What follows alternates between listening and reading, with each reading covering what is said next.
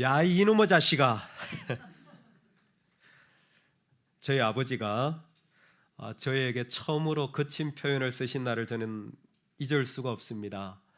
야, 이놈의 자식아 라고 어느 날 저의 뒤통수에 대고, 아버지가 한 번도 그렇게 거친 표현을 쓰신 분이 아닌데 거칠게 표현을 하셨습니다. 그날은 농사꾼이셨던 아버지가 1년 추수하는 날이었습니다. 가을 거지죠. 벼를 베어서 마당에서 다 옮겨가지고 이제 소위 말하는 구루마라고 하죠. 이동해가지고 다 쌓아놓고 그것을 그날 이제 탈곡, 저희는 타작이라고 하는데 타작하는 날이었습니다. 근데 안타깝게도 그날이 주일이었습니다. 고등학교 때였는데 제가 상당히 은혜를 받고 마음이 뜨거워져서 예배는 2시였어요. 학생부 예배가. 근데 저 혼자 예배를 또 가고 싶은 거예요. 그래서 어른 예배인 11시 예배를 저 혼자 가서 드리고, 또 학생부 예배를 2시에 또 드리고 그럴 때였습니다. 시골이라 예배 시간 1시간 전이면 타종이 나는데 벌써 아침 6시부터 일을 시작했는데 저는 긴장을 한 거죠. 예배 시간 맞춰서 가야 되는데 타종이 울렸습니다. 빨리 가야 되는데 근데 탈곡의 현장은 정말 정신이 없어요. 온 가족이 다 와가지고 각자 역할을 다 맡습니다. 볕단을 나르는 사람, 또 탈곡기에다가 또 갖다 대어서 쌀을 추려내는 사람, 또 볏짚을 또 처리하는 사람, 또 나온 쌀을 부대에 담아가지고 그 부대를 또 다시 다른 곳에 옮기는 사람, 또 나온 그 쓰레기들을 정리하는 사람, 다 한 사람 한 사람 각자의 역할이 정해져 있어서 온 가족이 다 필요하고 아침부터 뭐 정신이 없습니다. 그러나 예배 시간이 되었기 때문에 몰래 10시 반쯤 집에 들어가서 일하는 척하면서 힘들어 그러고는 얼른 씻고 옷을 갈아입고 냅다 나 도망가려고 하는데 저희 아버지한테 걸렸죠. 야, 이놈의 자식아 어디가? 막 저희 아버지 막 화가 갑자기 나셔가지고 막 소리를 막 지르시는 거예요. 제가 아버지가 무서워서 교회 간다는 말을 못했습니다. 뭐 절대 안 보내주실 게 뻔했고, 그런데 또 그렇게 예배 가면 또 은혜가 또 그렇게 돼요. 역시 핍박이 있을 때 은혜가 많습니다. 할렐루야. 예배 너무 좋아요.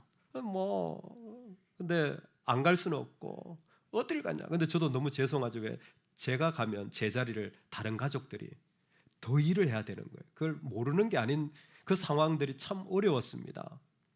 그렇게 주일 예배를 가곤 했는데 저도 자녀를 키워보니까 이게 가끔은 저의 이성의 한계를 넘어서는 마음이 올라올 때가 있다라는 걸 경험하게 되더라고요. 여러분, 너무 바쁘고 너무 정신없고 너무 중요한 일이에요. 너무 내가 힘들 때예요. 그때 하나님 말씀하시는 거예요. 은혜를 남겨라. 난 너무 힘들어가지고 나는 이거 꼭 해야 되는데 이게 내 1년의 결산인데 이거 안 하면 지금 나한테 얼마나 큰 손해가 오는데, 그런데 하나님이 그 자리에 찾아가서 뭐라고 하시냐면 은혜를 남겨라. 여러분, 이 자리에 하나님이 초대하시는 줄로 믿습니다. 나한테 너무 속상한 일이고 나한테 너무 급한 일이고 너무 중요한 일이지만 그 자리에는 은혜가 남겨지는 게 참 소중한 것 같습니다. 그래서 오늘 하나님은 구체적으로 포도원의 열매를 따지 말고 다 거두지 마라. 떨어진 이삭도 줍지 마라. 포도의 열매를 다 따지 않을 뿐만 아니라 떨어진 열매도 줍지 말라고 추수하는 이스라엘 백성들에게 권면하는 거예요. 내용을 보면 추수를 할 때에 이스라엘은 이 말씀을 받고 일단은 모퉁이에 있는 네 군데는 추수를 의도적으로 하지 않습니다. 그리고 추수를 하다가 떨어진 이삭도 죽지 않아요. 이거는 좀 이해가 되는데 그 다음은 더 곤란합니다. 포도원의 열매를 다 따지 말며, 떨어진 거 안 줍는 것, 기퉁이 남기는 건 딱 그래도 어느 정도 좋은데 포도원에 맺혀 있는 포도송이를 다 따지 말라는 거예요. 그러니까 어떤 건 따는데 어떤 건 그냥 두라는 겁니다. 뿐만 아니라 당연히 떨어진 것도 그거 줍지 말고 그냥 가라는 거예요. 하나님 왜 이렇게 말씀하시나요?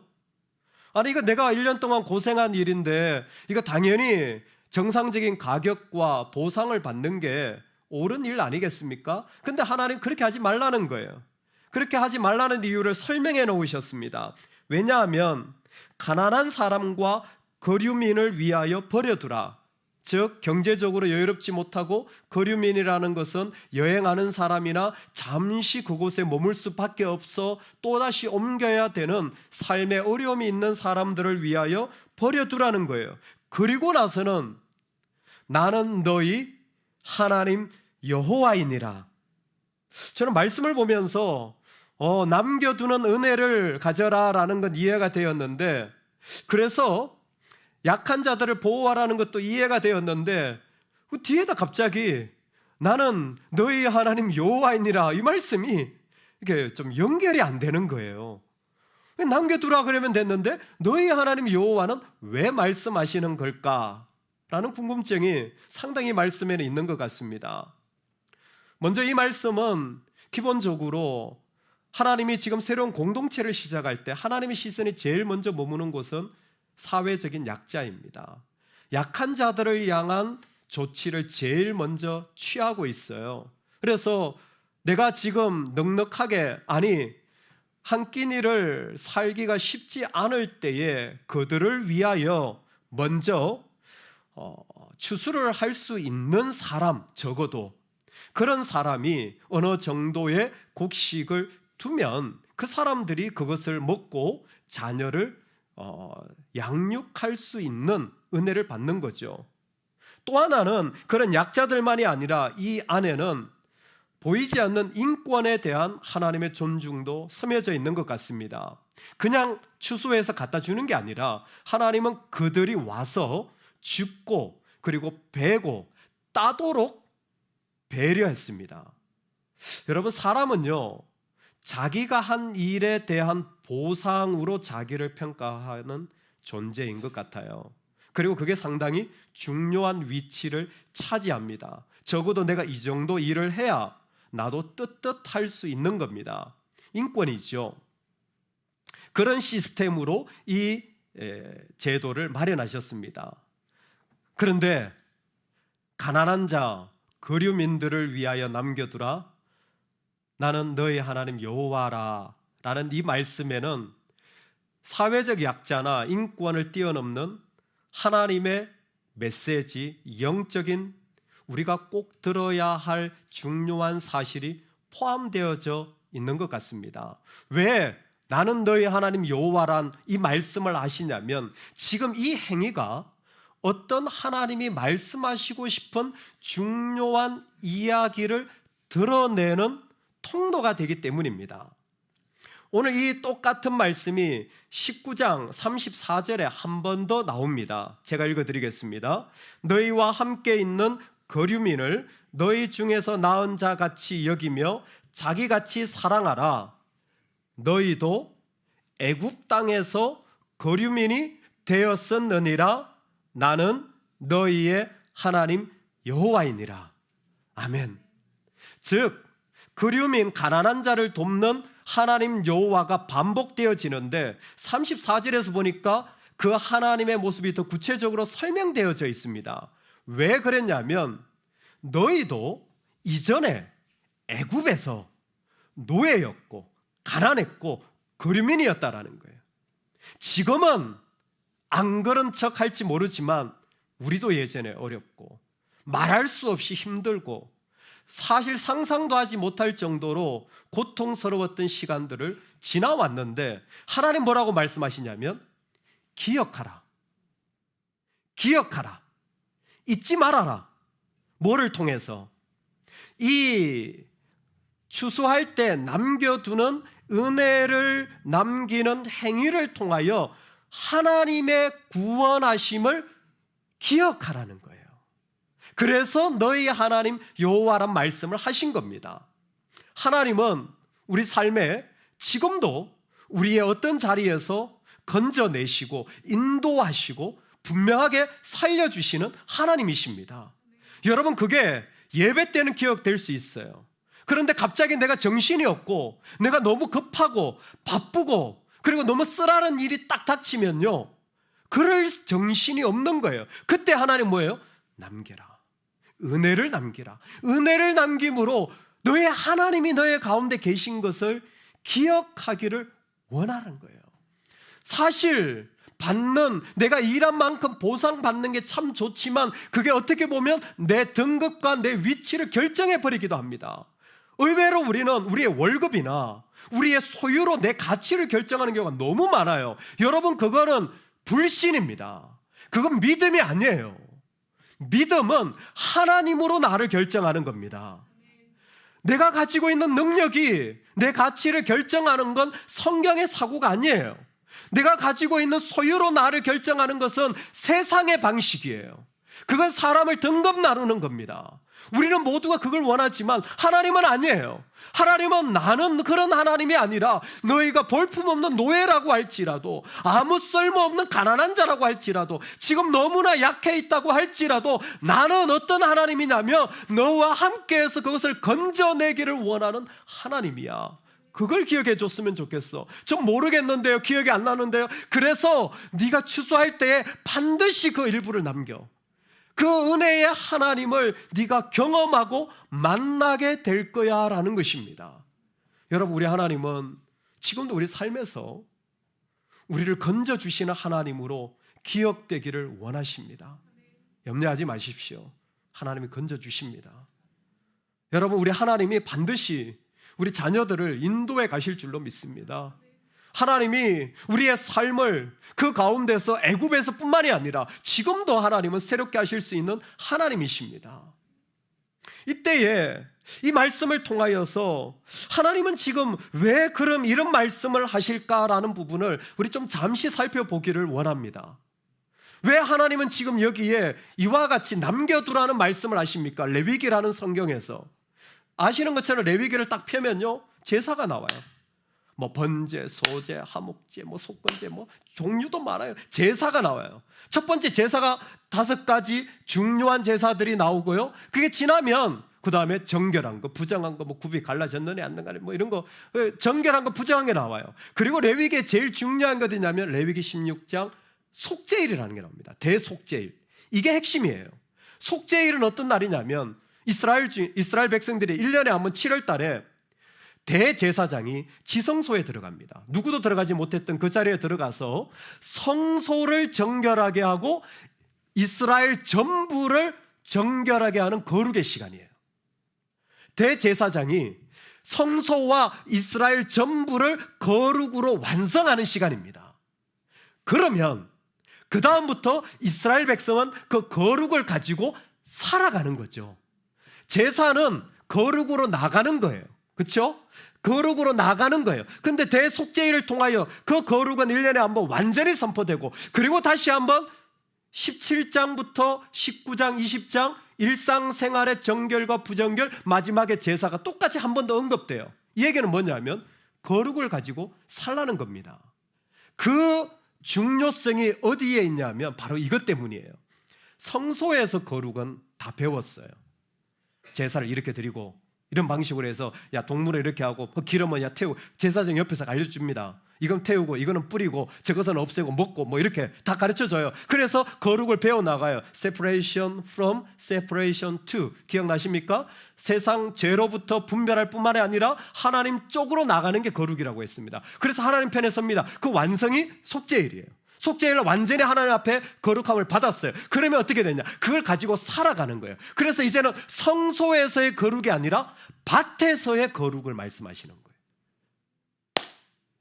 밭에서, 집에서, 일터에서 거룩입니다. 여기서 거룩은 분명해요. 소 잡으면 돼요. 그리고 그냥 제사 지내면 돼요. 그런데 여기서의 거룩은 뭐냐? 은혜를 남기는 게 거룩이라는 거예요. 밭에서의 거룩은 내가 은혜를 남길 때 그 거룩이 드러난다라는 겁니다. 밭에서의 거룩은 소 잡는 게 아니에요. 여기는 계속 일 안 하고 하루 종일 성경만 읽고 찬송만 하는 게 아니에요. 여기는 은혜를 남기는 곳이에요. 그래서 지금 밭으로 오신 거예요. 하나님이 밭으로 와가지고 그 논에 서가지고 야 여기가 거룩해. 여기 어떻게 거룩합니까? 지금부터 내가 하는 말 잘 들어. 이곳에 은혜를 남기면 이 자리가 거룩으로 바뀌어. 이 자리에 하나님이 선포가 되는 거야. 이 자리에 하나님의 영광이 드러날 거야. 이 자리가 살아나게 될 거야. 은혜를 남겨라. 그럼 은혜가 뭐죠? 우리 이미 신약을 통해 은혜라는 단어를 여러 번 배웠습니다. 너희가 그 은혜를 인하여 믿음으로 말미암아 구원을 받았느니 이것이 너희에게서 난 것이 아니요 하나님의 선물이라. 에베소 2장 8절에 이미 우리가 믿음 자체가 은혜로부터 왔다라는 걸 알았어요. 왜? 은혜가 뭔데? 은혜가 값없이 주는 선물이거든요. 기본적으로. 가장 기본적으로 그냥 대가 없이 하나님이 주시는 거예요. 그러니까 믿음이라는 것을 우리는 내가 만들어내거나 무언가 얻어낸 것이 아니라 우리가 그저 하나님께 나아가기만 하면 하나님이 주시는 거라는 거죠. 그런데 이 부분을 구약은 대단히 구체적으로 말합니다. 그래서 구약의 매력이 있어요. 은혜가 값없이 주시는 것이다. 오케이, 알겠어요. 그러면 그 의미를 어떻게 설명해야 될까 한다면 실제로 내 안에 이렇게 일어난다라는 걸 구약이 보여주고 있는 겁니다. 그게 오늘 본문이에요. 은혜가 뭔지. 19장은 사실 거룩한 백성이 일상생활 해 나갈 때 첫 번째로 필요한 게 십계명입니다. 계명을 가지고 살아야 되잖아요. 그래서 십계명에 대한 설명이에요. 다른 거 보면 전부 다 십계명에 대한 설명이에요. 딱 두 가지, 오늘 본문과 앞에 있는 하목제만 십계명에 없는 내용을 이게 다 적어놨습니다. 왜냐하면 은혜를 설명하고 싶어서. 하목제의 은혜의 비밀이 있습니다. 그리고 지금 여기에 추수할 때 모퉁이를 남겨두라는 말씀의 은혜의 놀라운 속성이 담겨져 있어요. 제가 잠시 한번 설명드리겠습니다. 제사 중에 이스라엘 백성이 여러 가지 제사를 드리는데 하목제는 특징이 뭐냐면 제사를 드리고 나서 그 제물에 대한 고기를 내가 제사장하고 같이 먹을 수 있고 집으로 가져올 수 있는 유일한 제사예요. 그 고기를 집으로 가져와요. 나머지는 다 태우고 거기서 없애야 돼요. 근데 이 제사는 집으로 가져옵니다. 집으로 가져와서 우리 식구들하고 먹어도 되고 이웃들을 불러다가 같이 먹도록 만든 제사가 하목제예요. 그러니까 고기를 집에 가져와서 냉장고 넣어놓고 같이 먹는 거예요. 대신에 유통기한이 있습니다. 하나님 정해놓으셨어요. 하목제 종류 중에 감사제라는 게 있는데 감사로 드리면 그건 당일에 다 먹어야 돼요. 그게 원칙이에요. 그리고 만약에 그게 서원, 이게 자원하는 제사를 드렸다면 그거는 이틀 안에 다 먹어야 돼요. 왜 그렇게 했냐면 가지고 와가지고 혼자 먹지 말고 어려운 사람들, 힘든 사람들하고 나누어서 먹으라는 거예요. 혼자는 냉장고 두고 계속 먹으면 되죠. 근데 나눠서 빨리 소비하라는 겁니다. 부패의 이유도 있을 겁니다. 원칙은 이 제사나 저 제사나 3일 안에 다 먹어야 돼요. 문제는 3일 안에 안 먹으면 그 재물을 내가 3일 뒤에 먹으면 그게 나한테 죄가 되고 오히려 진노가 되어져요. 퀴즈. 그렇다면 그 재물이 하루가 되었는지 이틀이 되었는지 3일이 되었는지 누가 알까요?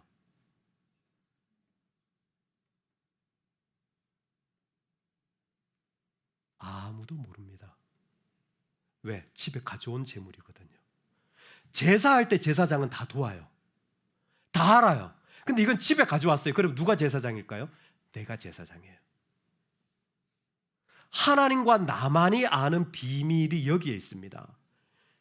이틀이 되어도 3일 되어도 사실 먹을 수는 있을지 4일이 되어도 잘 보관하면 무슨 얘기입니까? 보관만 잘하면 얼마든지 다른 방식으로 먹을 수 있죠. 근데 그거는 하나님과 나만의 비밀이에요.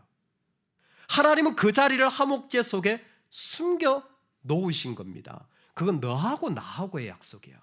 사람들은 제사장도 몰라요. 옆집도 몰라요. 그리고 두 번째 갑자기 추수를 할 때 모퉁이 남긴 거 이삭 줍지 말고 둬라 포도 열매 아니 포도를 추수할 때 한 송이를 남겨야 되나요? 한 그루를 남겨야 되나요? 아니면 아예 한 고를 전체를 남겨야 되나요? 얼마만큼 남겨야 되는 거예요? 율법에 보면요, 배상법이라는 게 있습니다. 남의 집 소를 훔쳐오면요 2배로 갚아야 돼요. 죽였잖아요, 4배로 갚아야 돼요. 예를 들어서 무의식 중에 내가 잘못해서 죽였잖아요. 그러면 죄는 없어요. 배상법이 되게 구체적입니다. 네가 얼마를 갚아야 될지 분명하게 말해놨어요. 그런데 유일하게 여기에는 양이 하나도 언급되지 않았다라는 사실이에요. 도대체 얼마를 남겨야 되는 겁니까? 도대체 얼마만큼 남기면 된 겁니까? 하나님과 내 안에 일어나야 할 일입니다. 나중에 예수 그리스도께서 이제 이런 제사가 아니라 영원히 우리 안에 들어오셔서 단번에 그 제사를 드림으로 우리는 주님의 자녀가 되었다라는 것을 히브리서에서 이렇게 설명하고 있는데, 이 부분을 정확하게 설명해 줬습니다. 오직 그리스도는 죄를 위하여 한 영원한 제사를 드리시고 하나님 우편에 앉아서 그 위에 자기 원수들을 자기 발등상이 되게 하실 때까지 기다리시나니 그가 거룩하게 된 자들을 한 번의 제사로 영원히 온전하게 하셨느니라. 또한 성령이 우리에게 증언하시되 주께서 이르시되 그날 후로는 그들과 맺을 언약이 이것이라 하시고 내 법을, 성령이 우리한테 말씀하시는데 내 법을 그들의 마음에 두고 그들의 생각에 기록하리라. 아멘. 여러분, 지금 말씀을 들어도요, 성령이 사람마다 마음과 생각에 각자 기록하고 있다라는 겁니다. 똑같은 이 얘기예요. 얼마를 남겨야 되느냐? 성령이 그의 마음에 그 사람만 알도록 그 감동을 주어 그 사람이 마땅히 하나님 앞에서 감동받은 대로 남기는 거예요. 주님요, 제가요 요즘 좀 형편이 어려워가지고요 네모팅이 중에 좀 하나만 좀 하고, 지금 뭐 포도 어떻게 다 남깁니까? 하나만 하죠. 그럴 수도 있을 겁니다. 기록에 보면 유대인들은 이것을 자기들 나름대로 체계화를 해서 추수를 할 때 한 손에 낫을 잡고 한 손으로 볏짚을 잡는데 내 손으로 잡을 수 있는 외에는 남기는 방식으로 계속 남겨나갔답니다. 그리고 떨어진 건 당연히 줍지 않고, 그리고 포도도 추수를 할 때 눈에 보이는 건 바로 추수하고, 그리고 그 안에 있는 것은 가능하면 그냥 두고 지나가는 방식으로 어떤 이런 말씀을 이루려고 노력했다는 기록은 있습니다. Who knows? 누가 알겠습니까? 중요한 건 하나님이 각자의 마음의 비밀에 따라서 역사하시는 것이 은혜라는 것입니다. 은혜라는 것은 하나님과 우리 사이에 하나님이 비밀스럽게 그 사람의 마음과 생각에 하나님의 것을 말씀을 통하여 감동 가운데 기록하시는 행위입니다. 그래서 신앙생활 하다 보면 이런 조언을 들을 때가 있어요. 가능하면 첫 번째 감동대로 순종하세요. 왜? 두 번째, 세 번째는 내가 타협했을 가능성이 높거든요. 내 생각이 좀 많아지다 보면 그 순수함이 좀 무너질 수 있으니까, 뭐 진리는 아닙니다. 근데 이렇게 권면하시는 분들도 있어요. 그 핵심은 뭐냐면 순수하게 하나님이 기록한 대로 살아가기를 힘써세요라는 겁니다. 하나님이 나에게 말씀하신 대로 그대로 살아가세요라고 도전하시는 것이 바로 이 말씀의 핵심입니다. 놀랍게 우리가 이 삶을 살아갈 때에 하나님은 지금도 우리 각자의 삶의 자리에 은혜를 주시고 계신 겁니다. 그렇다면 왜 이와 같은 일을 하시는 겁니까? 이 자리를 통하여서 하나님의 백성들이 하나님과 더 깊은 만남의 자리를 가지길 하나님이 원하시기 때문입니다. 은혜를 남기는 행위 자체가 끝난 것이 아니라 은혜를 남기는 것을 통하여 하나님은 우리와 우리의 삶의 자리가 하나님과 놀라운 경험과 마음을 나누는 더 친밀한 자리로 초대해 나가는 법을 지금 이곳에 하나님이 만들어 놓으신 거예요. 하나님 그 법 가운데 인도하시는 겁니다. 성경을 읽다 보면 놀랍습니다. 오늘 지금 우리는 남기고 줍지 마라. 그리고 그것을 그대로 두라라는 말씀을 지금 배웠잖아요. 그런데 성경에는 반대되는 장면이 나와요. 똑같은 추수할 시기입니다. 똑같이 추수할 때예요. 추수하는 때예요. 경제적으로 너무 어려웠습니다. 그런데 이번에는 내가 남기는 역할이 아니라 내가 줍는 역할로 성경의 또 하나의 스토리를 길게 실어놨습니다. 이 얘기가 아마 중요했던 것 같아요. 은혜를 따라 살아가는 삶에 대한 부분입니다. 원래 이 사람은 이스라엘 여자가 아니라 모압 여자였습니다. 시어머니 이름이 나옴입니다. 이 여인의 이름은 김현정입니다. 네, 룻이죠. 예, 믿음의 룻입니다. 룻이에요. 룻이 시어머니를 따라서 원래 모압 여자인데 그냥 결혼했는데 남편이 다 죽고 온 시댁이 다 망하고 망한 집에서 어떻게 할 수 없어서 어머니를 따라서 어머니의 땅 이스라엘로 오게 되는 스토리를 성경에 실어놨어요. 룻은 왜 따라왔을까요? 잘 모릅니다. 뭐 어머니의 하나님이 나의 하나님이 되고 그런 걸 보면 믿음이 있는 것 같기도 하지만 그렇다고 딱히 그렇게 뭐 하나님의 백성이라고 말하기도 쉽지 않은 그런 상황입니다. 그런데 룻이 어느 날 아침에 일어나서 밖에 나가 이삭을 주우러 가겠다라는 거예요. 시어머니가 너 어디 가니? 그때 이삭 주우러 간다는 거예요. 왜? 서로 당황한 겁니다. 왜? 룻이 대답합니다. 원하건대 내가 밭으로 가서 내가 누구에게 은혜를 입으면 그를 따라서 이삭을 줍겠나이다. 룻은 원래 모압 여자예요. 모압 땅에는요 추수를 할 때 남겨두는 법이 없습니다.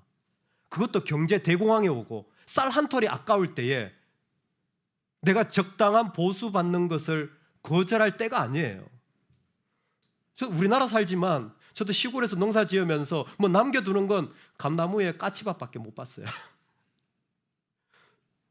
그거 왜 추수할 때 뭐 남기면요 싹싹 주워와야지. 안 주워오면 아버지한테 엄청 혼납니다. 얼마나 고생한 건데 싹 주워와야지. 여러분 보셨습니까? 기퉁이 남겨두는 거 우리나라에서. 모압도 마찬가지예요. 들었지, 이스라엘은 뭐 그렇게 한다 하더라 들었지, 상식적으로는 이해가 안 가는 겁니다. 그걸 왜 남기지? 그걸 왜 거기다 그냥 두고 가지? 이해가 안 가는 거예요. 그런데 뭐를 따라? 은혜를 따라. 내 머리로는 안 맞아요. 그런데 은혜를 따라 혹시 누가 은혜를 베풀면 자기가 줄 가능성도 있을지 모르겠다라는 겁니다. 마치 우리 삶에 이런 느낌을 받을 때가 많아요. 왜 나만 이렇게 살아야 돼? 나는 뭐 돈벌레인가? 나는 맨날 밥만 하나? 내 인생의 의미는 뭐야? 시키면 시키는 대로 하나? 아유 정말 이런 사람 만나가지고 지질이 복도 없다. 이성적으로 그런 생각이 가득해요. 그럴 수 있습니다. 그런데 신락 같은 믿음이 우리를 뭘 바라보게 하냐면 은혜를 따라 혹시 자기가 생각했을 때 아침에 일어나가서 밭에 나갔는데 곡식이 있을 가능성은 제로예요. 자기 상식으로 말이 안 돼. 모압 여자니까. 그런데 혹시 누군가 은혜를 베푼다면 그럴 수도 있겠다 하고 아침에 나간 거예요. 그리고 실제로 나가게 됩니다. 그게 룻의 이야기잖아요. 그랬더니 그게 나오는 중요한 메시지가 뭡니까? 우연히 우연의 기회죠. 우연히 보아스의 밭에 이르렀더라. 우연이에요. 내가 보아스 밭에 가려고 했던 게 아니죠. 갔는데 자기도 모르게 우연이에요. 왜 우연이라는 말을 성경에 사용하고 있습니까? 하나님이 다스리고 있다는 거예요. 나는 계획하지 않았고 의도하지 않았지만 그 속에 하나님의 다스림을 나타내기 위해 미클레어라는 우연이라는 단어를 그 속에 집어넣은 거예요. 실제로 그런 겁니다. 은혜가 아니면 죽을 수도 없었고, 그리고 보아스라는 사람도 몰랐고 그냥 그 밭에 이르렀는데 우연히 하나님의 다스림을 인하여서 그 은혜의 길이 보아스의 밭으로 인도되어진 거예요. 이 스토리에 재미있는 건 다른 장면도 또 나옵니다. 보아스가요 자기 밭을 둘러보러 갔는데 역시 그곳에 생각지 않게 룻을 만나게 되어집니다. 그랬더니 룻에게 이 보아스가 뭐라고 말하냐면, 내 딸아 들어라. 이삭을 지우러 다른 밭으로 가지 말며 여기서 떠나지 말고 나의 소녀들과 함께 있으라. 그들이 베는 밭을 보고 그들을 따르라. 이 우리 밭에서 이삭 많이 주워 가라는 거예요. 사람이 좀 있어야 베풀지. 예? 있어야 베풀지. 기본적으로 보아스는 인격이 된 사람인가 보다. 완전 불신앙입니다. 있어야 베푼다? 착각입니다. 보아스는 그렇게 베풀지 않았어요. 그 다음에 보아스가 하는 말은, 이스라엘의 하나님 여호와께서 그의 날개 아래에 온 내게 온전한 상 주시기를 원하노라. 이스라엘의 하나님이 나의 하나님이야. 너의 상은 그 하나님이 상이야. 인격이나 여유가 있어서가 아닙니다. 하나님 때문에 보아스는 은혜를 따라 베풀고 있는 거예요.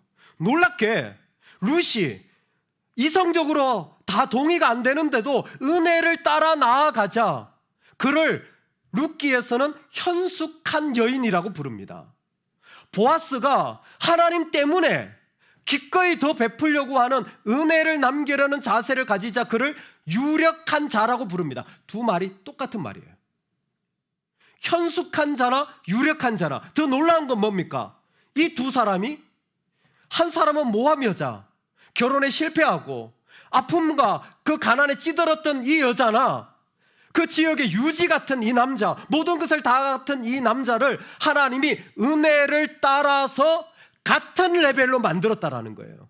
할렐루야. 은혜를 따라, 이들은 모르는데 계속 은혜를 따라갔던 이 사람들을 같은 레벨로 만나서 어느 날 보니까 이 두 사람을 동력자로 세운 거예요. 그래서 누가 나오는 겁니까? 그들의 후손 가운데 다윗이 나오고, 다윗의 후손 가운데 예수 그리스도가 나오는 족보에 들어갔기 때문에 그들이 언급된 거예요. 왜? 여러분, 은혜라는 것은 하나님과 우리만의 비밀이에요. 그런데 그때 항상 은혜를 남기라고 말씀하신 이유가 뭐냐면, 은혜를 따라가면 하나님의 계획하심이 이루어진다는 겁니다. 나도 모르는 사이에 나를 내 수준으로 머물게 하는 게 아니라 은혜를 따라 하나님의 계획의 수준으로 하나님이 계속 만들어 가시는 거예요. 그래서 눈을 떠보니까 나는 사실 모함 여자였을 뿐인데, 사실 나는 그냥 그 중에 그저 밭대기 하나 운영하는 사람일 뿐인데, 어느 날 보니까 예수 그리스도의 구원에 참여하는 놀라운 일들이 일어나게 된 거예요. 은혜를 따라 하나님이 열매를 맺어가시는 겁니다. 왜? 우리 하나님이 그들을 불러서 더 깊은 믿음의 자리에, 더 깊은 하나님의 계획 속에 참여하기를 원하여 은혜를 남기는 자리를, 난 속이 상하고 너무 힘든데 은혜를 남기는 자리에 두드리시고 초대하는 거예요. 저는 이 이야기의 정점은 신약에 있다고 믿습니다. 놀랍게 성경은 이 은혜의 스토리가 연결되어져 있는 것 같아요. 하나님이 예수 그리스도를 통하여 이 땅에 자신을 나타내시고 분명하게 어떤 분인지를 보여주셨습니다. 봐라, 은혜를 따라 살아가는 삶이 이해가 안 되니? 직접 보여줄게. 그리고 예수님 이 땅에 오셨어요. 그리고 그 예수님께서 제자들에게 직접 이야기를 들려주셨습니다. 얘들아, 어떤 아버지가 있어. 아버지에게 아들이 있는데, 두 아들인데 둘째 녀석이 어느 날 와가지고 자기 분량의 재산을 달라고 하더라. 말도 안 되지, 아버지가 살아있는데. 그런데 아버지가 어떻게 하냐면 둘째 아들 분량을 줍니다. 얼마를 줬을까요? 절반이 아니라 3분의 1입니다. 장남은 2배 몫이고 차남은 그 나머지니까 세동분 해가지고 3분의 1을 줬을 거예요. 3분의 1을 줬어요. 그랬더니 이 아들이 나가지고 어떻게 했어요? 다 낭비합니다. 낭비해요. 다 낭비해버렸어요. 하나도 남김이 없습니다. 그런데 너무 낭비해서 먹을 것도 없자 아버지 집이 생각난 겁니다. 인간의 속성이 또 나타나요. 아들 되고자 아버지 집에 간 게 아닙니다. 내가 아버지 집에서 일하면 어느 정도의 보상을 받고 그 정도 보상받으면 내 존재감이 세워집니다. 앞에 있는 이야기가 똑같죠. 하나님이 없으면 세상의 가치로 자기를 매점하려고 하는 거예요. 하나님은 그 원칙을 기뻐하지 않습니다. 하나님 그 원칙을 기뻐하지 않아요. 나는 아버지 집에 가서 일하고 그리고 그 보상을 받아 어느 정도 되는 인간성을 가지고, 아니요. 하나님 그보다 더 크신 하나님이세요. 그래서 그 아들이, 그 다 낭비한 아들이 집으로 돌아오는데 아버지가 어떻게 합니까? 멀리서 보고, 저 부엌 넘어서 보니까, 현관을 열고 보니까 저 멀리서 아들이 오는 거예요. 아버지가 달려갑니다. 이스라엘의 남자 가장은 달리지 않습니다. 아이들은 뛰어다녀요. 아버지는 달리지 않아요. 청년들은 뛸 수 있습니다. 아버지는 달리지 않습니다. 혹시 어머니들이 급한 일로 달릴 수는 있지만 가장은 뛰지 않아요. 그거는 모든 가정을 대표하는 분으로서 품위를 완전히 손상시키는. 근데 이 아버지는 달려나갑니다. 품위가 중요하지 않아요. 완전히 달려나갈 뿐만이 아니라 그 아들에게 하고 싶은 게 있어요. 그 아들을 맞이할 뿐만이 아니라 그 아들의 손에 가락지를 다시 끼워주는 거예요. 너는 내 아들이야. 그 아들이 어떤 아들이에요? 아버지의 재산을 팔아갔던 아들이에요. 여러분, 땅은요, 이스라엘에게 자기 정체성입니다. 자기 존재예요.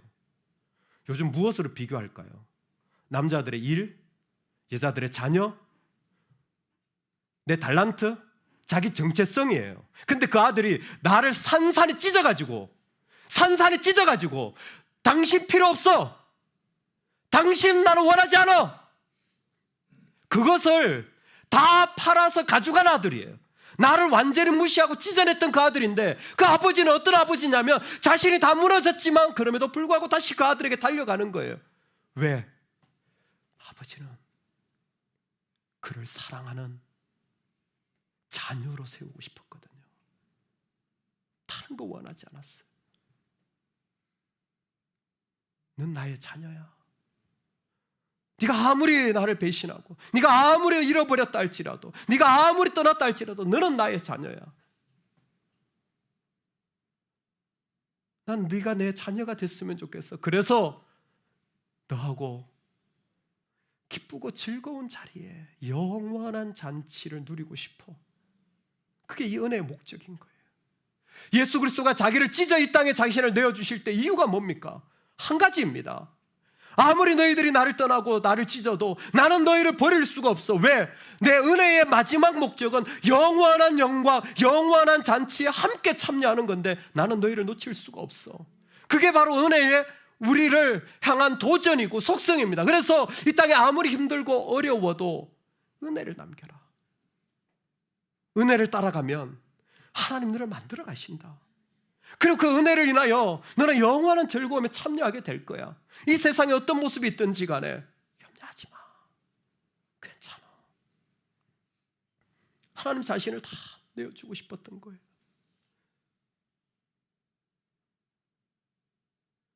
공교롭게도 이번 주에 저희 어머님이 퇴원을 하셨습니다. 시골에 계시는데 한 달 몇 주 정도를 척추에 뼈가 금해가고 이전에 다쳤던 고관절이 괴사되면서 전혀 움직일 수 없어 병원에 그냥 누워 계셨어요. 정말 힘드셨던 것 같아요. 근데 병원에서 좀 더 있으라고 했는데 뭐 어떻게 더 이상 병원 생활과 몸이 힘드시고 마음도 이미 너무 지치셨더라고요. 한 달 정도 그냥 아무것도 못하고 누워 계셨으니까. 그래서 어쨌든 퇴원하고 집에 오니까 너무 좋아하시는 거예요.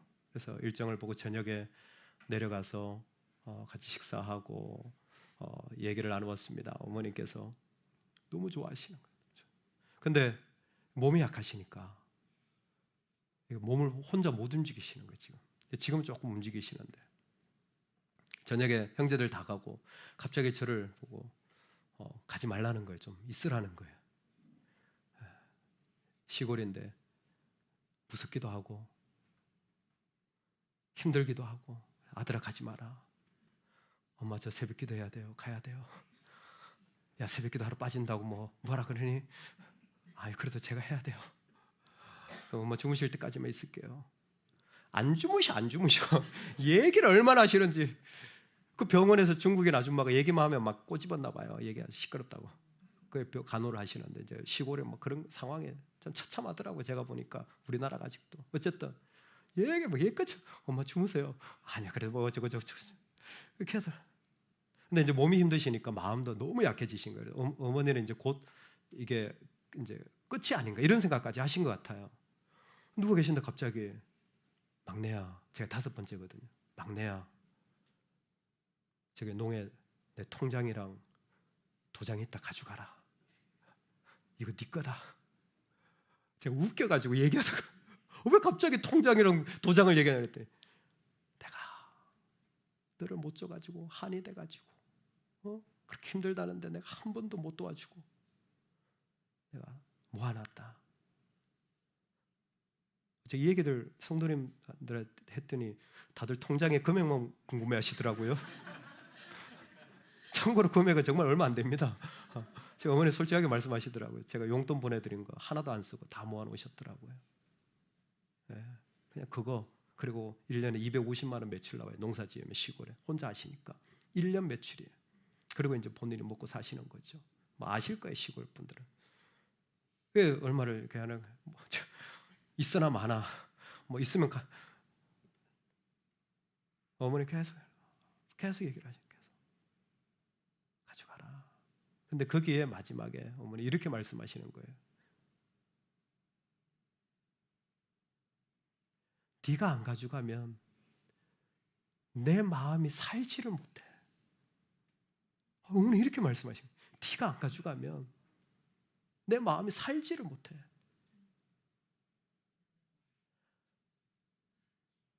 마음이 너무 아픈 거예요.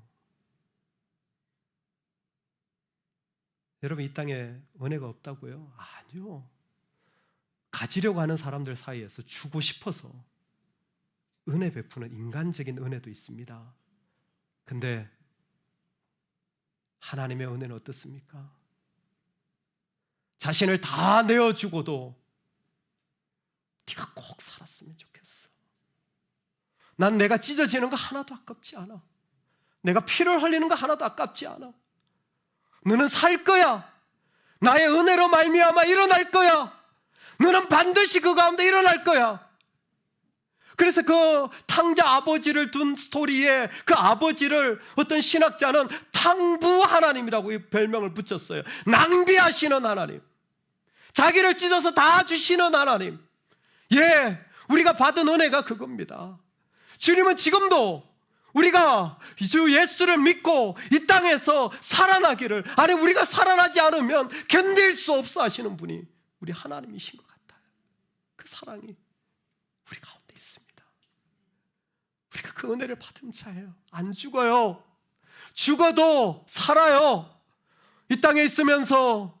그러므로 여러분, 이 잠깐의 인생 속에 다른 건 몰라도 은혜를 남기시기를 바랍니다. 너무 속상하고 급하고 중요하고 너무 마음이 쫓기는 자리들, 지금부터 은혜를 남기면서 하세요. 내가 지금 은혜를 남겨야 되는, 지금 내가 하나님의 인도함을 받아야 되는구나. 그럴 때 우리 아버지는 우리를 은혜를 따라 만들어 가실 뿐만이 아니라 영원한 즐거움에 참여하시는, 초대하시는 하나님이신 줄로 믿습니다. 아멘. 하나님 아버지, 우리의 길을 주님이 아십니다. 주님 세워서 인도하시는 그 길 속에 오직 주님만으로 자유하고 그 사랑으로 인하여 걸어가는 하나님의 백성 되도록 주님 도와 주시옵소서. 우리를 인도하여 주시옵소서. 예수님의 이름으로 기도드리옵나이다. 아멘.